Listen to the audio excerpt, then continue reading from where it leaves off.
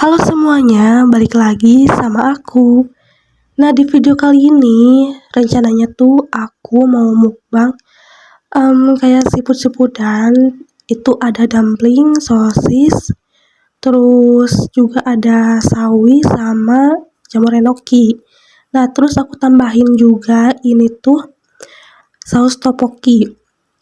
Nah, gak tahu kenapa ya dari kemarin tuh waktu aku take video ternyata mic-nya itu mati. Gitu, jadi gak kerekam suara aku. Nah, jadi sebagai gantinya ini aku bakal sambil cerita tentang cerita horor, yaitu cerita mistis Gunung Lawu yang membuat merinding para pendaki. Nah, tulisan ini ditulis oleh Anggi Mardiana. Nah, terus kita lanjut aja ya. Suara aku juga masih agak bindeng ini ya, karena emang masih pilek. Nah, tadi aku kan udah minum ya. Nah, ini aku mau nyoba makanannya dulu. Terus sambil kita cerita deh. Nah, judulnya ini kan cerita mistis. Maksudnya ini cerita mistis Gunung Lawu yang membuat merinding para pendaki. Nah, cerita mistis Gunung Lawu merupakan salah satu cerita horor yang biasanya dipercaya oleh masyarakat. Gunung Lawu terletak di perbatasan Jawa Tengah dan Jawa Timur. Gunung Lawu juga memiliki panorama indah yang bisa dinikmati oleh para pendaki. Gunung Lawu menjadi tempat pendakian yang cukup sering dikunjungi oleh para pendaki untuk menaklukkan puncak tertingginya di ketinggian 3.265 meter di atas permukaan laut. Masyarakat yang berada di sekitar Gunung Lawu percaya bahwa konon kerap terjadi hal-hal mistis di luar nalar yang sering dialami oleh masyarakat dan para pendaki gunung tersebut. Cerita mistis Gunung Lawu diawali dengan adanya legenda yang cukup terkenal di kalangan masyarakat di kaki Gunung Lawu. Selain memiliki pemandangan alam yang cukup menakjubkan, masyarakat percaya bahwa Gunung Lawu merupakan sebuah kutukan dari Prabu Brawijaya V, raja terakhir kerajaan Majapahit. Nah, melansir dari laman Salsa Wisata, Gunung Lawu memiliki 3 puncak, yaitu Hargo Dalem, Hargo Dumiling, dan Hargo Dumilah. Ketiga puncak ini diyakini oleh masyarakat sekitar dijaga oleh 2 makhluk gaib yang bernama Dipa Menggala dan Wangsa Menggala. Dalam kisah yang diceritakan oleh masyarakat secara turun-temurun, ada cerita mistis Gunung Lawu mengenai kedua penjaga ini, yang awalnya manusia biasa dan menemani Prabu Brawijaya V mengasingkan diri, kemudian diangkat menjadi penguasa dan patih yang membawahi semua makhluk gaib yang ada di Gunung Lawu. Setelah menjadi penguasa di Gunung Lawu, Dipa Menggala bergelar Sunan Gunung Lawu dan patihnya Wangsa Menggala bergelar Kiai Jalak. Ketiga puncak Gunung Lawu dianggap tempat yang sakral, terutama puncak Hargo Dalem yang merupakan tempat menghilangnya Prabu Brawijaya V. Nah, yang pertama terdapat Pasar Setan. Selain Gunung Arjuno, Gunung Lawu juga memiliki Pasar Setan yang dipercayai keberadaannya oleh para pendaki dan masyarakat sekitar. Jika kalian melewati jalur pendakian Ceto, jangan kaget apabila mendengar sayup-sayup suara yang cukup ramai seperti di pasar. Biasanya para pendaki Gunung Lawu akan mendapat nasihat dari juru kunci untuk tidak membeli atau menerima barang yang ditawarkan oleh orang-orang yang ditemui di lereng gunung. Sebab penjual tersebut bukanlah seorang manusia, melainkan penghuni makhluk gaib pasar setan tersebut. Yang kedua adalah jumlah pendaki. Cerita mistis Gunung Lawu selanjutnya yaitu mengenai jumlah pendaki. Terdapat aturan yang tidak tertulis bahwa jumlah pendaki dalam satu rombongan diusahakan jangan berjumlah ganjil, karena konon katanya akan digenapkan oleh makhluk lain. Yang ketiga adalah mitos sendang derajat. Di atas Gunung Lawu terdapat sumber mata air yang bernama Sendang Derajat. Masyarakat sekitar percaya bahwa siapapun yang meminum air di sana akan awet muda. Namun, hal ini kembali pada niat, karena jika niat kita baik, maka akan dipermudah. Sebaliknya, niat yang buruk, maka akan ada rintangan. Nah, yang keempat, memiliki nyawa. Cerita horor lain dari Gunung Lawu yaitu diyakini memiliki nyawa dan bisa mendengar setiap perkataan manusia.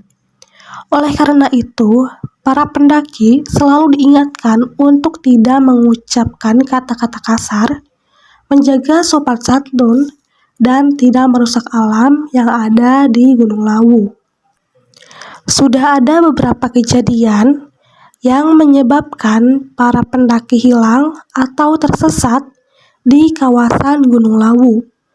Menurut penuturan beberapa masyarakat sekitar, hal tersebut biasanya disebabkan oleh sikap para pendaki yang tidak sopan dan terkesan meremehkan saat mendaki maksudnya.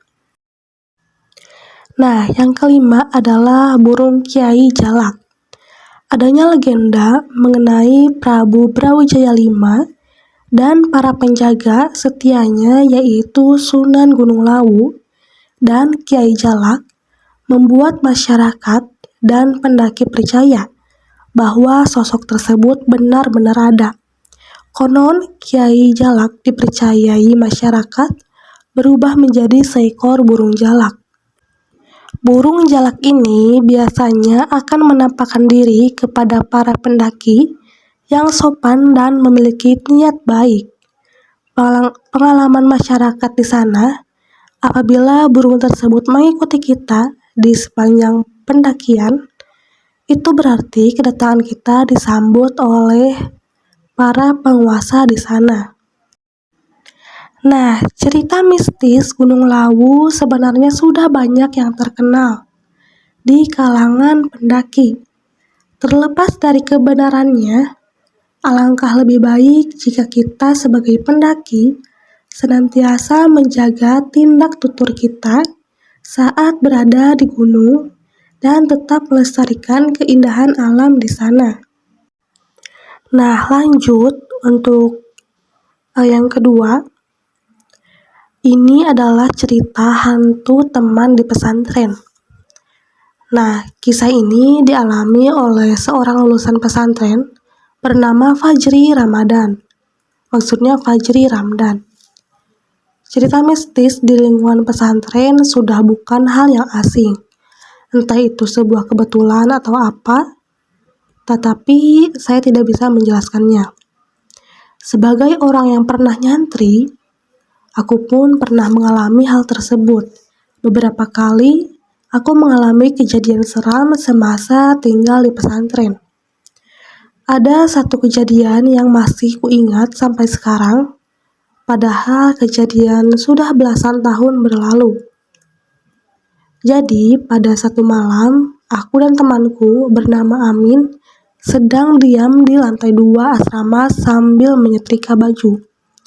Saat itu, pesantren sedang libur, sehingga kami bisa menghabiskan waktu dengan melakukan kegiatan yang kami inginkan karena kegiatan rutin santri diliburkan.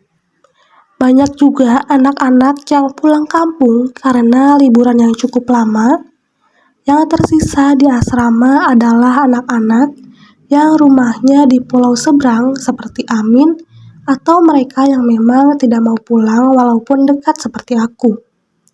Posisi asrama tepat berada di belakang bangunan sekolah, jadi kami menyetrika baju sambil melihat pemandangan bagian belakang bangunan sekolah yang gelap karena lampu kelas tidak dinyalakan.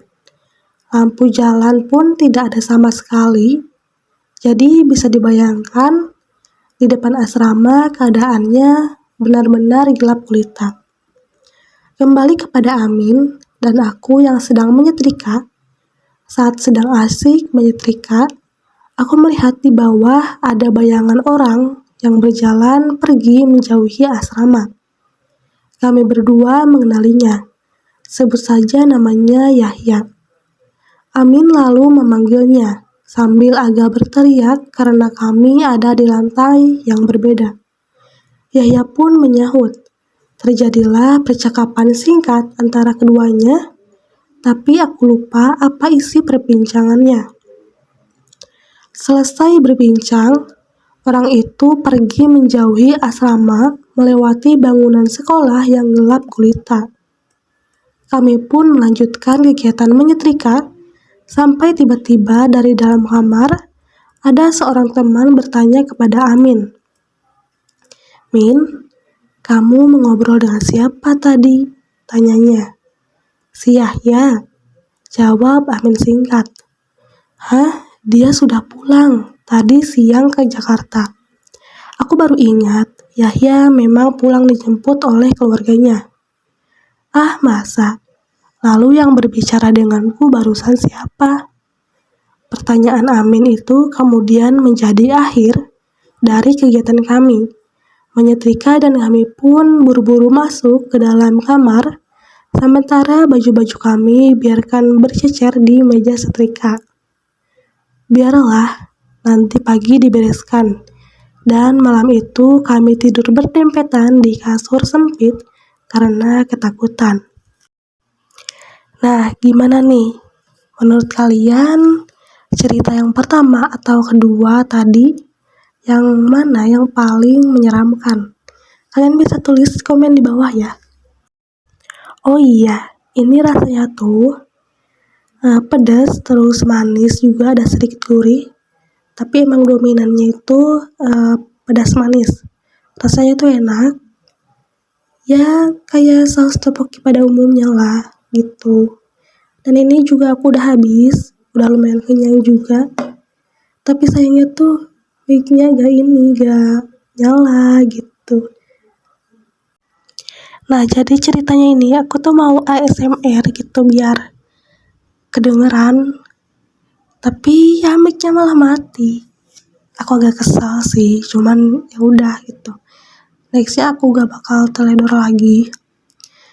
Nah, jadi mungkin sekian dulu ya video yang aku bikin hari ini. Sebetulnya bukan hari ini sih aku tag-nya, kemarin-kemarin, cuman baru aku edit gitu. Terima kasih udah nonton, and see you di next video. Dah.